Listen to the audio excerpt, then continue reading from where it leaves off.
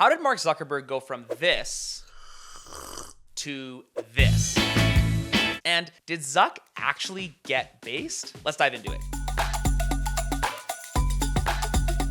So we've all seen Mark kind of go through this historic change from where he was even like just 3 or 4 years ago to what he's been doing and showcasing today. And this was inspired by this thread that I saw on X the other night, Rona Kahid. This is really well documented. I definitely recommend you check it out. It'll be in the description down below. But he kind of goes through this transformation, this 4-part transformation to what, and more importantly, why this had to happen.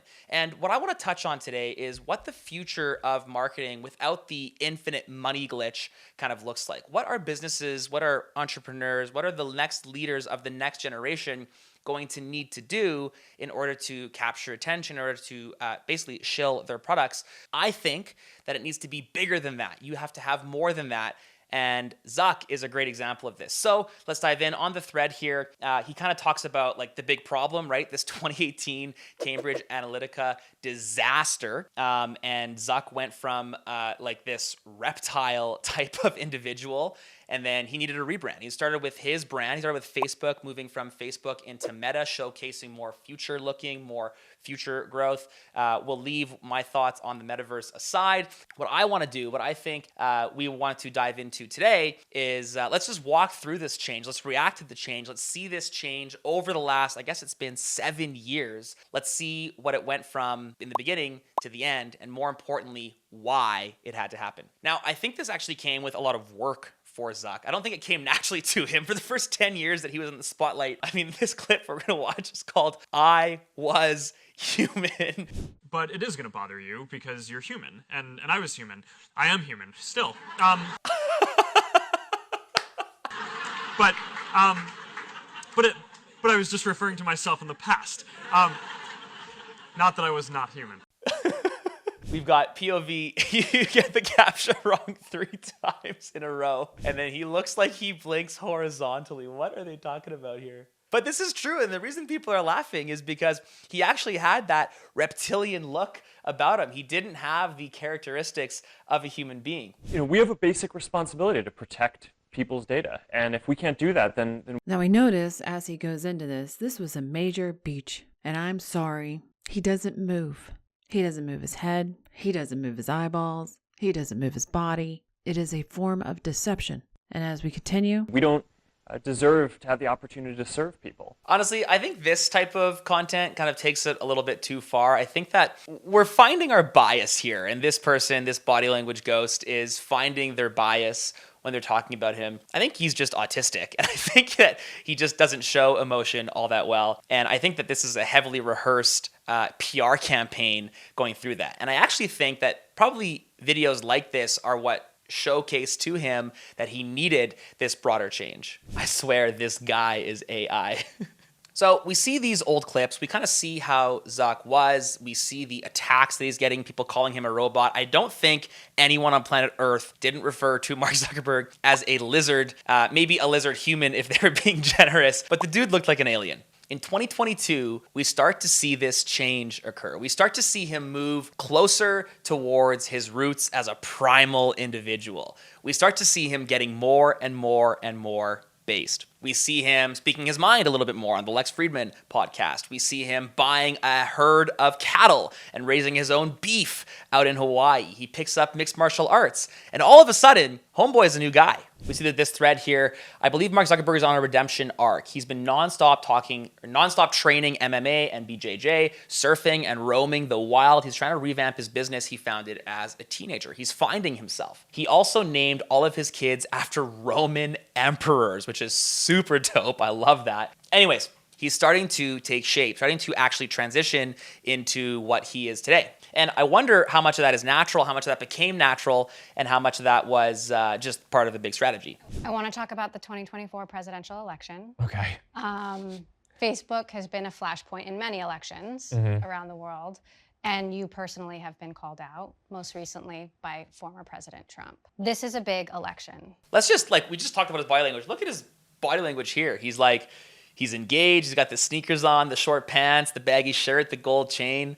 Complete 180 from Mr. I am a human. Now, look, I mean, there's obviously a lot of crazy stuff going on in the world. I mean, the historic events over the last, like over the weekend. And I mean, on a personal note, it's, I mean, seeing Donald Trump get up after getting shot in the face and pump his fist in the air with the American flag is one of the most badass things I've ever seen in my life. But, and I think, look, at some level as an American, it's like hard to not get kind of emotional about that spirit and that fight. And I think that's why a lot of people like the guy. That was a key moment in, I think, this kind of finality of the transition, being able to speak about something incredibly political without endorsing the politician himself couldn't have happened to kind of robotic, scripted Zuck. This is truly off the cuff. We also saw this off the cuff kind of speech, again, about Trump and Elon last couple nights ago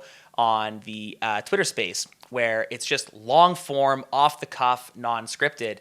This is the future of how people are going to need to market their services. And in order to actually build a community around their services, because the cheap ads that the infinite money glitch of the fiat world we're producing don't work. It is not something that people are going to rally around. The days of drop shipping with a cheap TikTok video are kind of gone if you want to build a community that's bigger than you. If you want to actually fulfill your mission, as Meta does, you heard him say it. People come to our services to connect with people. He's never going to be able to build that connection platform if he himself cannot connect into individuals. And he's found the perfect way to do that and really transition through kind of what we're going through right now, what the monetary system is going through right now, which is this transition from this fake infinite money supply as we transition into a sound money ecosystem going towards, whether it takes decades or centuries, going towards the Bitcoin standard. From steal your data to steal your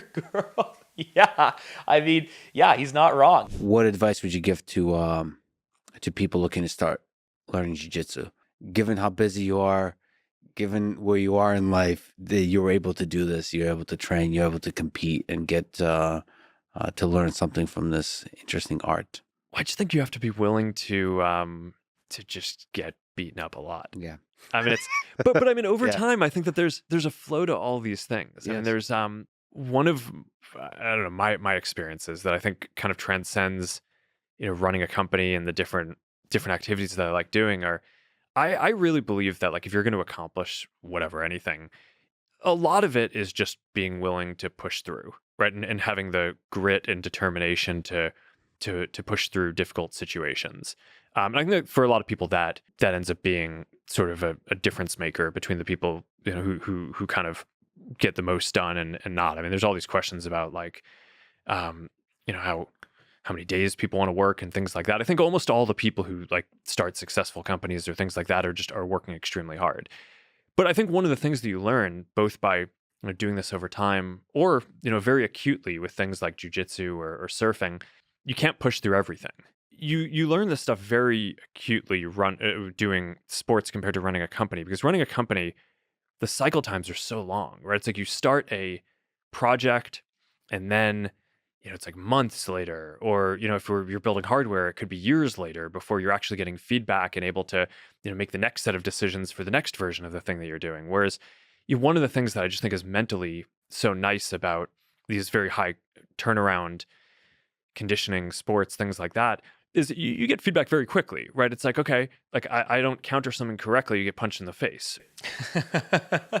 Can you imagine Lizard Man talking about getting punched in the face a little while ago and going back for more? I love this revelation from him here, because what he's talking about is he's talking about the physics and the reality of the world. And again, as you guys know, everything comes back to Bitcoin because the money that we use is simply a reflection of ourselves. Bitcoin is simply a representation of the value that we produce with our time. That's all money is, and as a result, all Bitcoin is.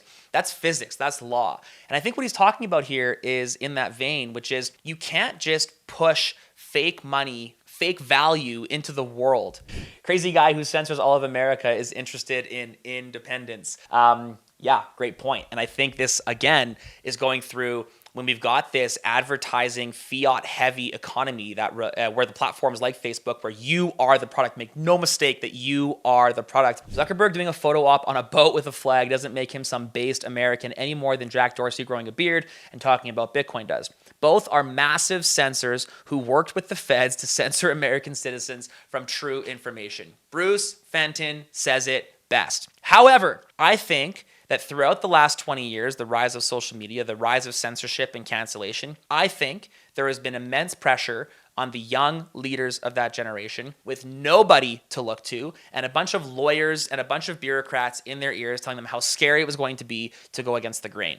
They were going to lose what gave them everything. As we see this pendulum swing, as we see the infinite money glitch and the fiat system start to break, we're going to continue to see broader steps in the right direction. As the governments want to censor more people, we will eventually see more and more people standing up and building freedom technologies to prevent said censorship. This is going to happen with money. This is going to happen with speech. Bitcoin is literally a response to this. We've seen Nostr protocols. We've seen even Elon himself taking on massive risk, purchasing and then opening up Twitter. We've seen Rumble do this as a free speech platform. Now, these are all centralized individuals that can be choked, so to speak. They can still have pressure put on them to censor, but I think the fight will be greater next time. The question is, or the ball is kind of in our court, us as the individual, as the consumer, as the audience, if you will. It's in our court. Do we give him a second chance? Do we give what is this guy? Do we give Bruce Fenton's comment? Is that everything? Is that it? Right? You've censored too often, too many times for too long, and you're done. Or does this brand change? Does this movement towards a more free and open society, more broadly speaking, I think more than ever before, and this could be recency bias from me, but more than ever before, I'm seeing on my timelines, I'm seeing more freedom. I'm seeing more people who were previously big government proponents coming in and seeing why big government doesn't work, seeing why censorship doesn't work, seeing why it's a short-term, high-time preference solve to a bigger, broader problem. Doesn't fix the problem, only gives us a band-aid solution. Let me know down below, why did this happen? Did this have to happen for you to continue using Facebook or Meta products? Do you want to use Facebook or Meta products more because of it? Or is this just whatever? Does this not matter? And it's just a coincidence that as the entire world is shifting away from this fiat ecosystem into a more low time preference Bitcoin standard, more freedom centric, we see these big billionaire boys that have now grown up. They're seeing their second, third generations come out. We're seeing them adopt a more freedom approach.